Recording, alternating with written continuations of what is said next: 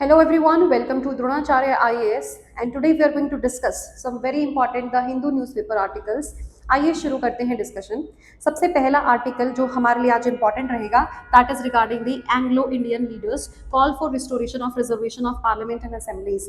अब इसमें मेन मुद्दा क्या आया है, आर्टिकल में क्या बात करी गई है, जो एंग्लो इंडियन कम्युनिटीज के लीडर हैं दे आर डिमांडिंग, जो उनको ऑलरेडी एक 2020 से पहले रिजर्वेशन प्रोवाइड की जाती थी in the parliament and in the state legislature, उसको रिवाइव किया जाना चाहिए। अब इसमें एक इंपॉर्टेंट बात आएगी कि एंग्लो इंडियंस हैं कौन, who are Anglo Indians, and also इनकी रिजर्वेशन का क्या प्रोसीजर था, एंड ऑल्सो ये रिजर्वेशन वापस कब ली गई। तो सबसे पहले हमें यहाँ पर ध्यान देना है एंग्लो इंडियंस। तो सबसे पहले जो टर्म है वॉरेन हेस्टिंग्स ने यूज़ करी थी, उनके अकॉर्डिंग वॉरेन हेस्टिंग्स ने डिस्क्राइब किया था कि जो भी ब्रिटिशर्स हैं इंडिया में रहते हैं और उनके जो इंडियन बॉर्न चिल्ड्रन हैं उनको ये सबसे पहली बार उन्होंने एंग्लो इंडियन की तरफ से डिस्क्राइब किया था। ठीक है, then later on article 366 of Indian Constitution has defined Anglo-Indians as the people, as the Indians whose father, ध्यान देने वाली बात यही है, फादर सिर्फ फादर को बोला है, मदर को नहीं, father is of European descent. ठीक है, तो यहाँ पर एंग्लो इंडियंस को डिफाइन करता है आर्टिकल 366,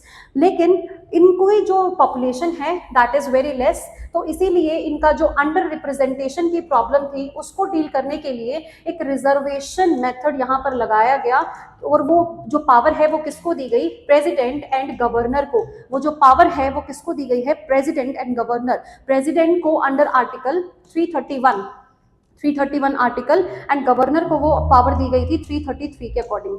यहाँ पर 2 सीट पार्लियामेंट में, house of people that is Lok Sabha में 2 सीट्स रिजर्व्ड थी एंग्लो इंडियन कम्युनिटीज के लिए, तो प्रेसिडेंट नॉमिनेट कर सकता था। President could nominate the Anglo-Indians on these 2 seats if he thinks that this community is underrepresented. इसी तरीके से जो गवर्नर है, स्टेट गवर्नर है, he could appoint one Anglo-Indian if he thinks कि जो पॉपुलेशन है उसमें एंग्लो-इंडियन का रिप्रेजेंटेशन नहीं है या अंडर रिप्रेजेंटेड है। तो आर्टिकल 333 एंड 331 आर इंपॉर्टेंट, और प्रेसिडेंट और गवर्नर यहाँ पर नॉमिनेट करेंगे, उनके लिए सीट्स फिक्स थी। लेकिन 2019 में 104th कॉन्स्टिट्यूशनल अमेंडमेंट एक्ट के तहत ये आर्टिकल जो आपका 2019 में आई थी 104th कॉन्स्टिट्यूशनल अमेंडमेंट एक्ट, उसके तहत ये रिजर्वेशन कोश करके ये खत्म कर दी गई। अब यहाँ पर ये रिजर्वेशन नहीं दी जाती, तो इसीलिए अब एंग्लो इंडियन कम्युनिटी के जो लीडर्स हैं they have met and they are saying कि हमारी लगभग 4 लाख के करीब पॉपुलेशन है एंड वी नीड रिप्रेजेंटेशन। अगर आपके पास किसी भी कम्युनिटी की, माइनॉरिटी की अगर 4 लाख तक पॉपुलेशन है, अगर आप उनका रिप्रेजेंटेशन अच्छे से नहीं कर रहे हैं, then it is a mistake on the part of government and they are demanding a caste कि पता चले कि जो उनका सोशल बैकग्राउंड है, जो उनका इकोनॉमिक जो बैकग्राउंड है, जो सोशल स्टेटस है, इकोनॉमिक स्टेटस है, एजुकेशनल स्टेटस है, वो क्या है इंडिया में, उस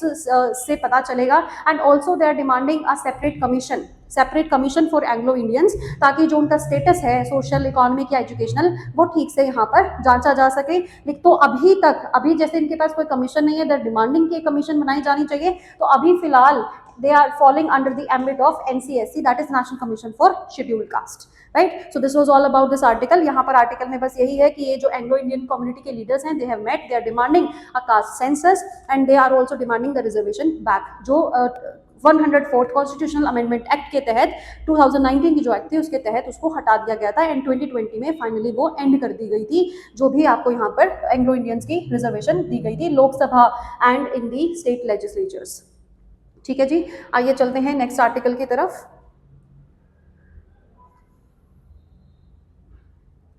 जस्ट अ सेकेंड।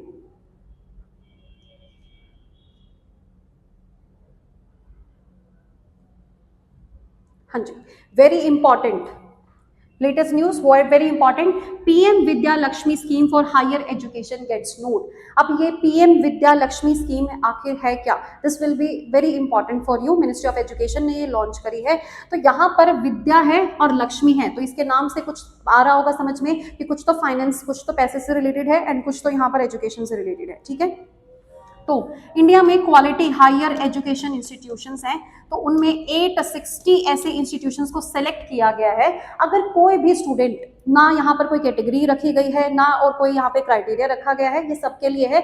जो 860 इंस्टीट्यूशंस हैं, चाहे वो प्राइवेट हो, चाहे वो आपका गवर्नमेंट हायर एजुकेशन में गवर्नमेंट इंस्टीट्यूट हो, ठीक है, this is specially for the higher education. तो 860 क्वालिटी हायर एजुकेशन इंस्टीट्यूशंस ऐसे हैं जिनमें अगर किसी भी स्टूडेंट का एडमिशन होता है and they require a education loan, तो उनको collateral free and guarantor free loan provide होगा, ठीक है। ये कोई स्कॉलरशिप नहीं है, कोई ये फाइनेंशियल असिस्टेंस नहीं है, इसमें बस एक सिंपल सी बात करी गई है कि अगर ये जो 860 इंस्टीट्यूशंस के स्टूडेंट्स को कभी भी लोन की ज़रूरत पड़ेगी तो उनको collateral free and guarantor free एक लोन प्रोवाइड करवा दिया जाएगा बाय द गवर्नमेंट। तो सेंट्रल गवर्नमेंट का जो ये सेंट्रल सेक्टर स्कीम ये लॉन्च करी गई है, दैट इज इसमें जो मेन जिम्मा रहेगा that will B of the only the central government, it is a central sector scheme, ठीक है। इसमें एक दो पॉइंट्स अभी यहाँ पर निकल के आए हैं सामने। सबसे पहला क्या जो हमने पॉइंट देखा था कि इसमें कोई भी कोलेट्रल जरूरी नहीं है स्टूडेंट्स को प्रोवाइड करना, ना ही इनमें कोई गारंटर की जरूरत है, ठीक है। इन दोनों में से कोई भी चीज की जरूरत यहाँ पर नहीं है।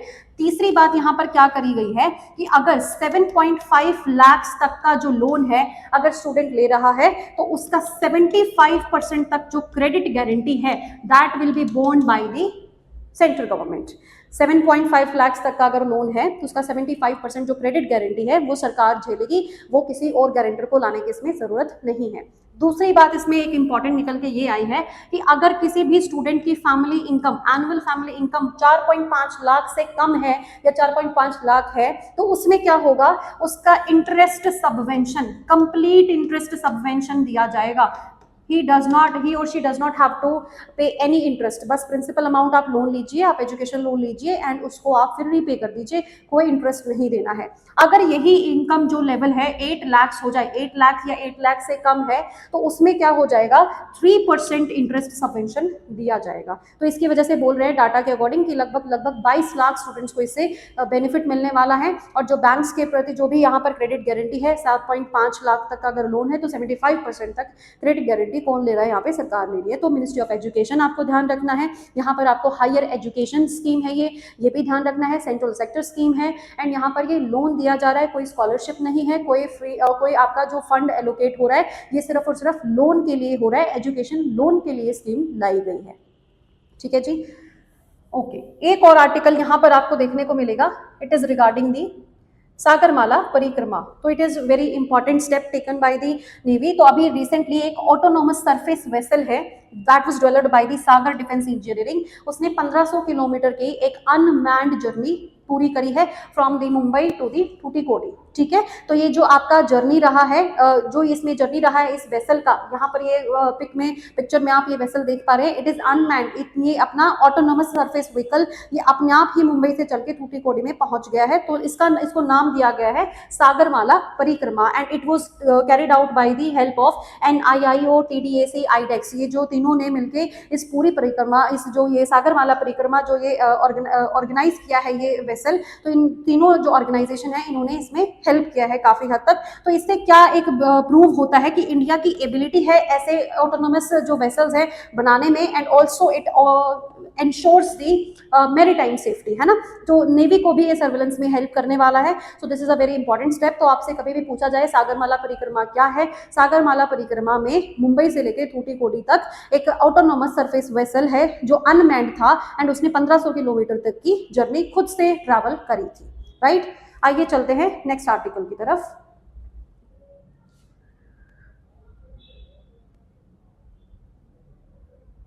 Yes, very very important and इस साल तो RNA बहुत ही ज्यादा न्यूज में है due to micro RNA also, Nobel prizes also, तो ये आपके लिए बहुत इंपॉर्टेंट हो जाता है, ठीक है। आइए डिस्कस करते हैं RNA के बारे में। RNA editing, the article is regarding the RNA editing.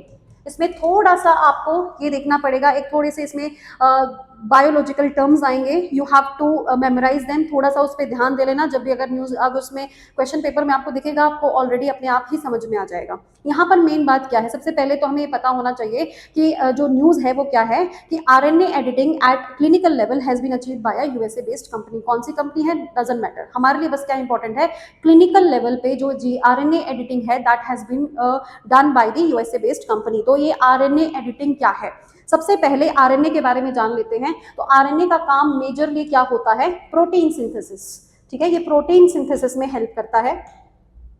तो आरएनए के जो बिल्डिंग ब्लॉक्स हैं उसमें कई सारे नाम हमें देखने को मिलते हैं, दैट इज एडेनोसाइन देखने को मिलता है, कभी कभी गुआनोसाइन देखने को मिलता है, और भी बहुत सारे। ये क्या है, ये आपके बेस पेयर्स है, इनको हम बिल्डिंग ब्लॉक्स बोलते हैं।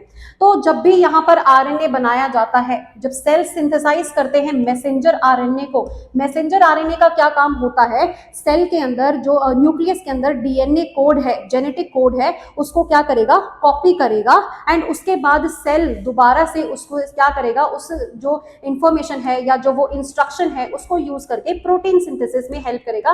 एंड मेजरली यहाँ पर राइबोसोम्स हेल्प करते हैं। जब जेनेटिक कोड जो आपका डीएनए का कोड है उसको रेप्लिकेट करते, मैसेंजर आरएनए ट्रांसलेशन में हेल्प करता है, ट्रांसक्रिप्शन में हेल्प करता है। देन उस प्रोसेस में जब भी अगर कोई कमी आती है, जब भी कोई गलती आती है, तो उससे प्रोटीन, फॉल्टी प्रोटीन्स बनने शुरू हो जाते हैं। ठीक है, जब भी अगर मैसेंजर आरएनए है, मैसेंजर आरएनए जब वो जेनेटिक कोड को ट्रांसलेट कर रहा होता है, उस ट्रांसलेशन के ड्यूरिंग अगर वो अच्छे से नहीं पढ़ा जाए, अच्छे से ट्रांसलेशन नहीं हो, उसमें कोई गलती आ जाए, तो उसका डायरेक्ट इंपैक्ट पड़ता है प्रोटीन बिल्डिंग पर, फॉल्टी प्रोटीन्स बनने शुरू हो जाते हैं। अब ये जब फॉल्टी प्रोटीन्स बनेंगे तो फॉल्टी प्रोटीन्स की वजह से क्या है, जो बहुत सारी वेरियस डिजीजेस कॉज होती हैं, और उन डिजीजेस की वजह से जो ह्यूमन लाइफ है वो इम्पैक्ट होती है। ठीक है, अब यहाँ पर डिस्कवरी क्या करी गई है, एक ग्रुप ऑफ एंजाइम्स हैं, that is ADAR, that is adenosine deaminase acting on the RNA. आपको ये बहुत ज्यादा याद करने की जरूरत नहीं है, बस आपको ये पता होना चाहिए प्रोसेस क्या हुआ है।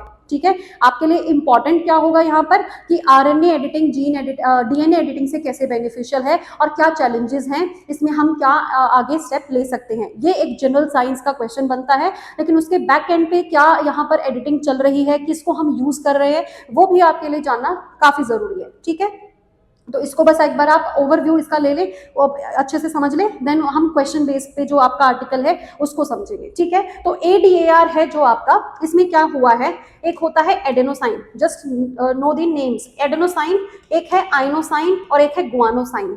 ठीक है, ADAR क्या है, यहाँ पर एंजाइम्स हैं। ये एंजाइम्स क्या कर रही हैं, जो ये एडेनोसाइन है इसकी जगह ये बिल्डिंग ब्लॉक है, ये भी बिल्डिंग ब्लॉक है। ठीक है, ये बेस पेयर्स हैं। तो यहाँ पर जो ये एडेनोसाइन है ये क्या करता है, ADAR क्या गाइड करता है, एडेनोसाइन की जगह आइनोसाइन बनवा देता है। और आइनोसाइन क्या करता है कि मैं तो G की तरह काम करूंगा, मैं तो गुआनोसाइन जैसा रिएक्ट करना शुरू कर दूंगा। जब सेल को पता चलता है कि कुछ तो गलत हो रहा है यहाँ पे, जहां पे गुआनोसाइन को एक्ट करना चाहिए था वहां पर बैठ गया है आइनोसाइन, तो सेल को डिटेक्ट हो जाता है कि there is some mistake here. उस मिस्टेक को ठीक करने के लिए दोबारा से पूरा ट्रांसलेशन प्रोसेस रिवर्स होता है, एंड पूरा का पूरा ही जो आपका प्रोटीन सिंथेसिस प्रोसेस है वो दोबारा से नया बन जाता है। एंड जो यहाँ पर फॉल्टी प्रोटीन्स बन रहे थे, ये हम कहाँ पर यूज करेंगे, ये वाली चीज ADAR को कहाँ टारगेट करेंगे, जहां पर फॉल्टी प्रोटीन्स बन रहे हैं उस आरएनए के पार्ट पे, उस बिल्डिंग ब्लॉक पे टारगेट करेंगे जहां पर फॉल्टी प्रोटीन्स बन रहे हैं। तो वो जाके वहां पे क्या करेगा, ADAR जो वो गलत जो प्रोटीन यहाँ पर बन रहा था वो सेल को सिग्नल पहुंचवा देगा कि यहाँ पर तो ये बनना चाहिए था लेकिन बन गया है ये, सॉरी यहाँ पर ये बनना चाहिए था, बन गया है आई। तो इससे क्या होगा हमारा कि सेल को पता चल जाएगा देयर इज सम मिस्टेक, और cell will be then cell will start to react differently again. ठीक है, तो वो पूरा जो प्रोटीन सिंथेसिस प्रोसेस है वो ठीक से यहाँ पर डेवलप हो जाएगा। ये था मेन इसका प्रोसेस।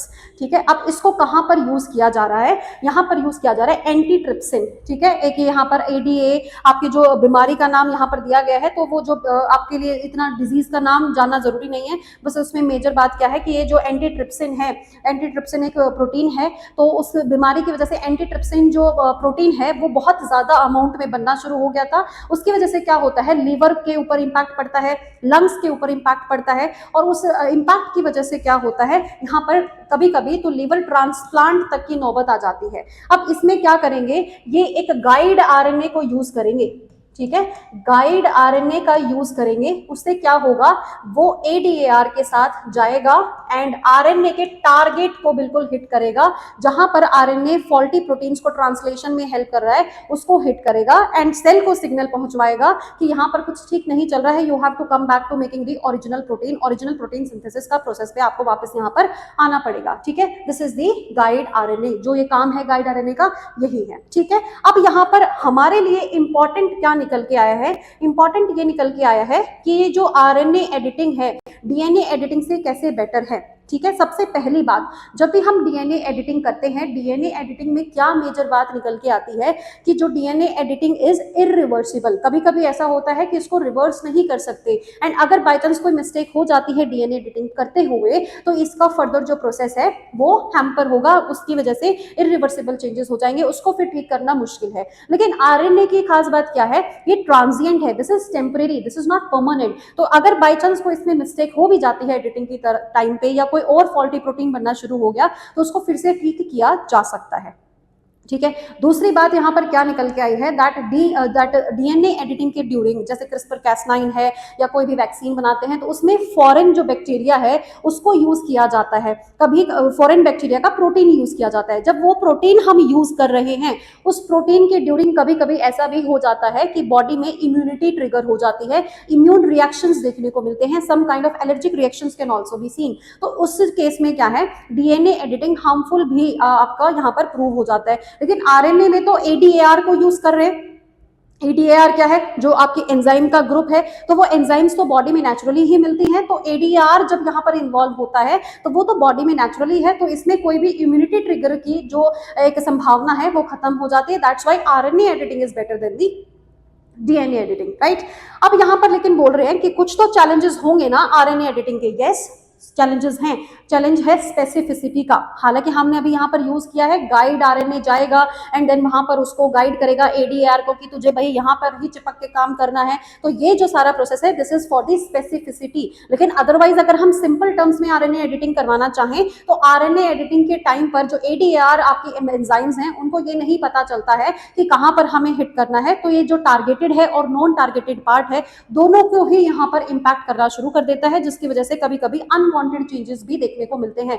दूसरा जो हमने इसका फायदा देखा कि भाई ये ट्रांजिएंट है, तो कभी कभी ये बोला जाता है कि ये कभी कभी कंबरसम प्रोसेस भी हो जाएगा, ये कोई परमानेंट सॉल्यूशन नहीं है। जो पेशेंट है उसको बार बार थेरेपेटिक सेशंस के लिए आना ही पड़ेगा, ये कोई परमानेंसी नहीं है, राइट। क्योंकि बार बार जब ये थेरेपी लेंगे तो ये लाइफ टाइम एक सिचुएशन बन जाएगी पेशेंट्स के लिए। तो ये भी कभी कभी हम बोल सकते हैं कि ये चैलेंज निकल के आता है। इसके बाद एक इंपॉर्टेंट यहाँ पर बात निकल के आई है, that is regarding the guide RNA and ADR. तो इसमें क्या बोल रहे हैं कि लिपिड नैनो पार्टिकल्स का यूज हो रहा है। लिपिड नैनो पार्टिकल्स का यूज हो रहा है। नैनो पार्टिकल्स का मतलब क्या है कि बहुत लार्ज मॉलिक्यूल्स ये अपने साथ कैरी फॉरवर्ड नहीं कर सकते। तो these are some of the challenges, और इसमें अभी आगे बहुत सारी डेवलपमेंट होना बाकी है। अब बहुत सारा बीच में एक्स्ट्रा डाटा दिया हुआ है कि कौन सी कंपनी कैसे इसमें हेल्प कर रही है। एक एक्सोन जो एंट्रोन है, इनके बारे में भी यहाँ पर बात करी गई है। That is not very important for you, आपके लिए इंपॉर्टेंट बस ये वाला पार्ट है कि आरएनए वर्सेस डीएनए एडिटिंग में बेटर कौन सा है, चैलेंजेस क्या है, और एक बेसिक जो आपको इन्फॉर्मेशन पता होनी चाहिए कि जो सेल है, सेल में जब न्यूक्लियस में डीएनए जो कोड होता है, जेनेटिक कोड होता है, वो मैसेंजर आरएनए पे ट्रांसफर होता है and then messenger RNA translate with the help of ribosome, फिर आपके प्रोटीन सिंथेसिस होता है। फिर जब ये ट्रांसलेशन हो रहा होता है, कई बार ऐसा होता है कि ड्यू टू फॉरेन जो इनटेक मटेरियल हम रोज खा रहे हैं, पेस्टिसाइड इंसेक्टिसाइड, जो हम हमेशा बोलते हैं कि जेनेटिक मेकअप पे इंपैक्ट पड़ सकता है, plastic accumulation, bio magnification, bio accumulation, metal toxicity, ये सारे जो इंपैक्ट्स की वजह से कभी कभी ऐसा होता है कि जो ट्रांसलेशन का प्रोसेस है वो सही से नहीं होता है एंड फॉल्टी प्रोटीन्स बनने शुरू हो जाते हैं। जो प्रोटीन्स जो हमारी बॉडी को चाहिए भी नहीं, उसकी वजह से बीमारियां शुरू होती हैं। उसी को ठीक करने के लिए यहाँ पर आरएनए एडिटिंग जैसी एक नई टेक्निक क्लिनिकल लेवल पर करी गई है, ठीक है। So that was all in this topic. Let's move on to the next topic. Just a second.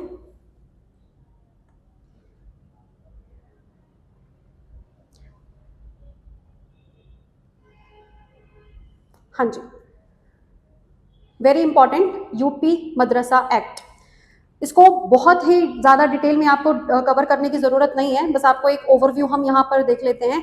Simple सी बात है, मदरसा क्या है? मदरसा एक अरबिक टर्म है, वो एजुकेशनल इंस्टीट्यूशन को सिग्निफाई करता है। तो जो दिल्ली सल्तनत के टाइम पर ये बहुत ज़्यादा नंबर में मदरसाज खोले गए थे। खलजीज एंड तुगलक्स इन्होंने पेट्रोनेज भी दिया है एंड उसके बाद ये बहुत ही ज़्यादा नंबर में राइज किए हैं। तो मदरसाज क्या हैं? ये इस्लामिक स्टडीज़ के लिए, minority, Muslims are minority now, तो इस्लामिक स्टडीज़ के लिए सेंटर्स हैं, लेकिन वहाँ पर क्या है, जैसे आर्टिकल 30 के अकॉर्डिंग जो माइनॉरिटीज हैं, रिलीजियस माइनॉरिटीज हैं, वो अपने एजुकेशनल इंस्टीट्यूशंस खोल सकते हैं। वहाँ पर रिलीजियस इंस्ट्रक्शंस के साथ साथ सेक्युलर इंस्ट्रक्शंस भी उनको देना जरूरी है। ठीक है, तो इनिशियली जब यहाँ पर बात करी गई है मदरसाज की, तो मदरसाज के लिए यहाँ पर 2009 में एक स्कीम आई थी, that is scheme for providing quality education in madrasas. एक क्वालिटी एजुकेशन भी प्रोवाइड करनी है, सिर्फ और सिर्फ इस्लामिक स्टडी से काम नहीं चलेगा, बिकॉज क्या है, article 21A that is right to education, उसमें क्या बोला गया है, that 6 to 14 years of age जो बच्चे हैं उनको एक क्वालिटी एजुकेशन देना उनकी फंडामेंटल राइट बना दी है। तो मदरसाज में जो बच्चे पढ़ रहे हैं उनको भी क्वालिटी एजुकेशन देना यहाँ पर जरूरी है, सेक्युलर इंस्ट्रक्शंस भी देना जरूरी है। लेकिन ये पाया गया यहाँ पर कि ऑफन जो मदरसाज हैं यहाँ पर, तो मदरसाज क्या करते हैं, मैथमेटिक्स और साइंस जैसे जो सब्जेक्ट्स हैं या तो उनको एक्सक्लूड कर देंगे या ऑप्शनल बना देंगे, जिसकी वजह से क्वालिटी एजुकेशन नहीं हो रही थी। तो इलाहाबाद हाई कोर्ट ने बोला था it is unsecular and it is unconstitutional. ठीक है, ये बहुत सारे आर्टिकल्स को भी हैम्पर कर रहा है, just like article 15, article 14 and article 21A, सारे आर्टिकल्स का यहाँ पर एक सिग्निफिकेंस बताया गया था, क्योंकि जो यहाँ पर टीचर लगने हैं, टीचर्स भी यहाँ पर सिर्फ मुस्लिम्स ही हो सकते हैं, नॉन मुस्लिम जो रिलीजियस इस पर्टिकुलर रिलीजियस माइनॉरिटी से बिलोंग नहीं कर रहे हैं, वो यहाँ पर टीचर भी नहीं लग सकते हैं। तो इसका डायरेक्ट मतलब क्या यहाँ पर समझा जाए कि जो यहाँ पर ये सारे के सारे आर्टिकल्स है कि equality before law, discrimination, right to education, ये सब यहाँ पर एक डिफिकल्ट सिचुएशन प्रोवाइड करते हैं। इसकी वजह से इलाहाबाद हाई कोर्ट ने इसको क्वेश्चन कर दिया था, ये बोल दिया था कि ये अनकॉन्स्टिट्यूशनल है। देन ये बात गई है सुप्रीम कोर्ट के पास, सुप्रीम कोर्ट ने बोला है ऐसा कुछ नहीं है, जो यहाँ पर हम मदरसाज के एजुकेशन में देख रहे हैं वहाँ पर सेक्युलर एजुकेशन भी प्रोवाइड करवाई जाती है, ये उनके ऊपर मैंडेट है, सिर्फ इस्लामिक स्टडीज में इंस्ट्रक्शंस नहीं देने हैं, you have to take up the secular instructions also. तो ये अनसेक्युलर तो नहीं है, बिकॉज जो कंकरेंट लिस्ट है, ठीक है, कंकरेंट लिस्ट में जो आपकी एंट्री 25 है उसमें एजुकेशन आता है, और वहां पर स्टेट भी ऐसे कोई रेगुलेशंस ला सकती है to strike a balance between quality education and also the upholding the religious minorities rights. ठीक है, यहाँ पर जो इलाहाबाद हाई कोर्ट ने उसने क्या बोला कि जो हायर एजुकेशन है वो आती है यूनियन लिस्ट में, तो यूनियन लिस्ट के ऊपर सिर्फ सेंट्रल गवर्नमेंट बना सकती है। तो स्टेट ने ऐसी जो ये यूपी मदरसा एक्ट है ये ला कैसे दी, तो ये यहाँ पर सुप्रीम कोर्ट ने बोला है कि ये एजुकेशन जो पार्ट है ये कंकरेंट लिस्ट में भी आता है। हायर एजुकेशन बेशक यूनियन में आ रहा है, लेकिन यहाँ पर एजुकेशन कंकरेंट लिस्ट में भी आ रहा है। तो कंकरेंट लिस्ट में जब यहाँ पर एजुकेशन आ रहा है तो स्टेट गवर्नमेंट का ये दायित्व बनता है कि एक बैलेंस स्ट्राइक करना है, आर्टिकल 21A एंड आर्टिकल 30 दोनों को ही कॉन्सोनेंस में, कंसिस्टेंसी में रीड करना है, अलग अलग से यहाँ पर हम इनको नहीं समझ सकते हैं, राइट। दूसरी बात यहाँ पर अनकॉन्स्टिट्यूशनल सिर्फ एक चीज ठहराई है, that is Fazil and Kamil, right. Let me explain, एक वर्ड है यहाँ पर फाजिल एंड दूसरा वर्ड है कामिल। फाजिल और कामिल जो ये वर्ड है, इन दोनों में यहाँ पर क्या मतलब है। कामिल तो ये दोनों क्या है, सर्टिफिकेट्स है, जो मदरसाज में अगर आप पढ़ाई पूरी करते हैं तो यहाँ पर ये जो आपको 2 सर्टिफिकेशन प्रोवाइड होते हैं। तो जो कामिल है, Kamil is was considered as equivalent to the under graduate degree and Fazil was considered as equivalent to post graduate degree. तो अब यहाँ पर सुप्रीम कोर्ट ने बस यही बोला है कि इस पार्ट को छोड़ के कुछ भी अनकॉन्स्टिट्यूशनल नहीं है, क्योंकि यूजीसी रिकमेंडेड जो आपकी डिग्रीज है, यूजीसी के अकॉर्डिंग जो डिग्रीज दी जाती हैं उनको इनके बराबर हम नहीं मान सकते हैं। तो वो जो डिग्रीज हैं वो यहाँ पर जो ये सर्टिफिकेट्स हैं वो उनके इक्विवेलेंट नहीं माने जाएंगे। This part is unconstitutional. यहाँ पर ये क्वालिटी जो हैम्पर होती है उनको हम बराबर नहीं मान सकते दूसरी अंडर ग्रेजुएट डिग्रीज और पोस्ट ग्रेजुएट डिग्रीज के साथ। Otherwise this complete act is secular also, क्योंकि यहाँ पर हमें कोई एडमिनिस्ट्रेशन में इंटरफेरेंस नहीं देखने को मिल रहा है। यहाँ पर सिर्फ ये एजुकेशन की बात हो रही है एंड रिलीजियस माइनॉरिटीज को ये हक है कि अपने इंस्टीट्यूशंस बनाए और सेक्युलर के साथ साथ वो अपनी रिलीजियस इंस्ट्रक्शंस भी प्रोवाइड कर सकते हैं। तो इसमें हमें यहाँ पर कोई भी हैम्परिंग नहीं देखने को मिल रही, because the madrasa students are seen as apt for the competency and they are also seen for the apt for the earning a livelihood. ठीक है, तो यहाँ पर ये बोला गया है, तो अपहोल्ड किया है सुप्रीम कोर्ट ने इस एक्ट को। So that's all for today and thank you and have a nice day.